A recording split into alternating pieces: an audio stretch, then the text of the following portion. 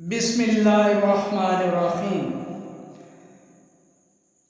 पंजाब रंग नज़ारे YouTube channel देखने वाले व्यूवर्स की खिदमत में आदाब अर्ज़।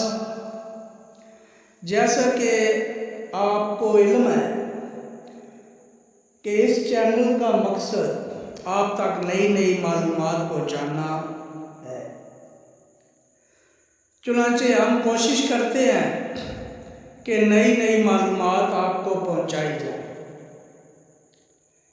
तो आज हम जो मालूमात लेकर आप तक पहुंचाने की कोशिश करेंगे वो मालूमात एक जंगली जानवर के मुतल्लिक हैं और बहुत ही अजीब व गरीब मालूमात हैं, क्योंकि जिस चीज़ की मालूमात आप तक हम पहुंचा रहे हैं ये एक तिलस्माती चीज़ है। आमल हजरात जादू टोनों में भी इस्तेमाल करते हैं और बहुत ही इसके मुतल्लिक सस्पेंस भी पाया जाता है। तो मैंने सोचा कि आज आपको इसके मुतल्लिक बताएं। ये है गीदड़ सिंगी। गीदड़ सिंगी क्या है, इसकी हकीकत क्या है, तो आइए वीडियो की तरफ चलते हैं। गीदड़ सिंगी एक मुड़ी हुई नरम हड्डी होती है जिस पर बाल भी उगे होते हैं। ये भूरे रंग वाले गीदड़ों की खोपड़ी पर पुरअसरार तौर पर उग आती है। आज हम इसी पुरअसरार और जादुई चीज़ यानी गीदड़ सिंगी के मुतल्लिक आपको मालूमात देंगे। क्या वाकई ये गीदड़ की खोपड़ी में उगती है? इसके तस्वुरात किन इलाकों में पाए जाते हैं? शरअ इस्लाम में इसकी क्या हैसियत या हकीकत है? तो प्यारे व्यूअर्स, गीदड़ सिंगी या जयकाल हार तिलस्मा वो मशहूर ज़माना पुरअसरार तिलस्म है जिसके मुतालिक हिंदुस्तान और पाकिस्तान का हर दूसरा शख्स जानता है। हर शख्स इसे हासिल करने की शदीद ख्वाहिश रखता है। आमतौर पर यह ख्याल किया जाता है कि जिसके पास गीदड़ सिंगी हो उस पर दौलत की बारिश बरसती है, उसके तमाम काम और ख्वाहिशात पूरी होती हैं।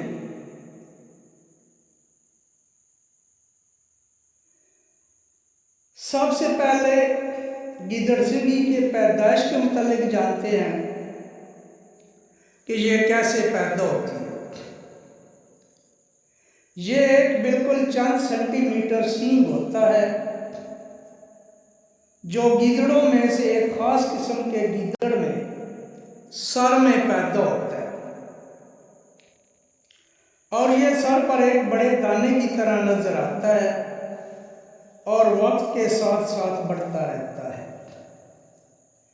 लेकिन इसकी बढ़ोतरी आधी इंच से जायद नहीं होती। आमिल हजरात इस सींग को गीदड़ के सर से जड़ समेत निकाल देते हैं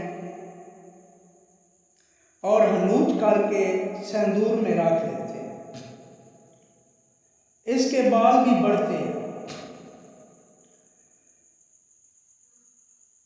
लेकिन साइंसदान और माहिरीन ज़ूलॉजी इस बात पर मुत्तफिक है कि गीदड़ सिंगी एक बीमारी की वजह से पैदा होती है। ये दाना यासीन दरअसल एक ट्यूमर होता है जो किसी किसी गीदड़ के सर में निकल आता है। इस ट्यूमर को गीदड़ के सर से अलग करने पर इसका और इसके बालों का बढ़ना दरअसल ट्यूमर पैदा करने वाले बैक्टीरिया हैं जो उसमें मौजूद होते हैं। ये बैक्टीरिया एक दूसरे को खाकर बढ़ते रहते हैं, जिससे महसूस होता है कि गीदड़ सिंगी बढ़ रही है। और ये हकीकत है कि जिस डिबिया में ये गीदड़ सिंगी रखते हैं वो बिल्कुल उसके बाल भी बढ़ते हैं। फिर इसे सिंदूर में रखा जाता है। अगर सिंदूर में ना रखा जाए तो ये बदबू पैदा कर देती है और गल जाती है। अक्सर लोग ये समझते हैं कि गीदड़ सिंगी का ताल्लुक हिंदुस्तान से है, लेकिन आपको बताता चलूँ इसका ताल्लुक कदीम मिस्र से मिलता है, हिंदुस्तान से नहीं मिलता। क्योंकि कदीम मिस्र में गीदड़ को इंतहाई मुतबरक समझा जाता था। उनके एक देवता का नाम अनोबिस था, जिसका सर गीदड़ का और बाकी जिस्म इंसान का था। आपने अक्सर वीडियोस में कदीम मिस्र के अहरामे मिस्र और दूसरी पुरानी इमारतों की दीवारों पर इस देवता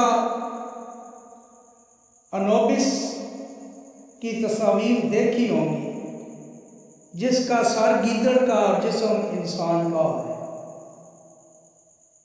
कदीम मिस्रियों के अकीदे के मुताबिक ये देवता इंसान के मरने के बाद इसका हिसाब किताब लेकर नेक इंसान को जन्नत में और गुनाहगार को जहन्नम में भेज देता है। व्यूअर्स, ये कदीम मिस्रियों के ख्यालात व अकायद हैं। हिंदुस्तान में कहीं भी ऐसी कोई बात नहीं मिलती, लेकिन जब हम कदीम मिस्र की तारीख पढ़ते हैं तो वहाँ पे बिल्ली और गीदड़ के मुतालिक पता चलता है कि मिस्र में, कदीम मिस्र में बिल्ली और गीदड़ को इतना मुतबरक समझा जाता था कि लोग इन्हें देवता का दर्जा देते थे, इनसे बहुत प्यार करते थे, इन्हें खिलाते पिलाते थे।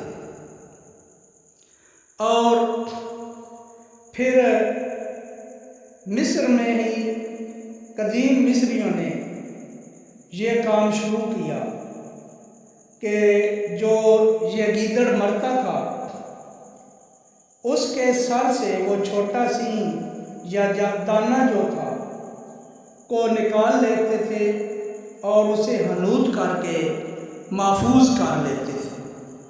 फिर उसे सिंदूर में रख दिया जाता था और आमल हजरात मुख्तलिफ मकासद में, जादू टोनों में, टोटकों में इसे इस्तेमाल में लाते थे। और फिर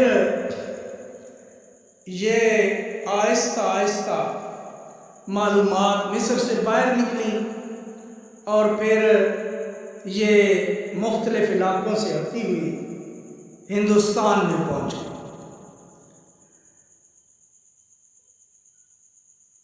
और जब ये मालूमात हिंदुस्तान में पहुंची तो यहाँ का इलाका जो था वो पूरा हिंदुस्तान था, जिसे बड़े सगीर भी कहते थे। तो व्यूअर्स, एक बात जो काबिले गौर है वो ये है कि जो भिखारी लोग कुछ रुपयों की बदौलत गीदड़ सिंह जी बेच जाते हैं। अगर ये ऐसा ही तिलस्म होता तो ये खुद दर दर से भीख क्यों मांगते? ये खुद इससे फ़ायदा उठाते, दौलत कमाते, अमीर हो जाते, दुनिया पे ऐशी करते, फिर उन्हें दर दर के भीख की ज़रूरत ना रहती। अब आते हैं इस्लाम की तरफ। हमारा प्यारा मज़हब इस्लाम जो है, इसमें भी गीदड़ सिंगी के मुतल्लिक ऐसी कोई तिलस्माती बात नहीं और ना ही कोई शरअन हकीकत है और ना ही ऐसा अक़ीदा रखने की इजाज़त है। मुझे जो मालूमात मिली मैंने आपके गोशे गुजार कर दी। अब आप इसके बारे में बेहतर सोच सकते हैं और अल्लाह तबारक व तआला ही बेहतर जानता है।